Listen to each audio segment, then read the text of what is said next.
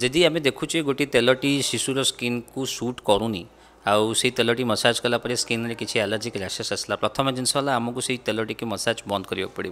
गोटे 7 to 10 days gap देवाक पड़ो आमको डाक्तर परामर्श नहीं कि जदि कौन प्रकार औषध दरकार कि कौन प्रकार लोशन दरकार जोटा लगे से एलर्जिक रैशेस जीवे से आमको व्यवहार करवा दरकार तापर जमी मुझे कहली सबुठ best suited universal oil massage हूँ वर्जिन कोकोनट ऑयल कहीं मीडियम चेन ट्राइग्लिसराइड थाए बहुत कम एलर्जी चांसेस थाए से सब भल ऑलिव ऑयल बहुत क्षेत्र में आम यूज कर केवल आम अवॉइड करवा मस्टर्ड ऑयल को सोरष तेल को कहीं से सल्फर कंटेंट थाए बेले बेले आउ सी बहुत इरिटेटिंग थाए स्किन से स्किन टाक खराब कर दिए।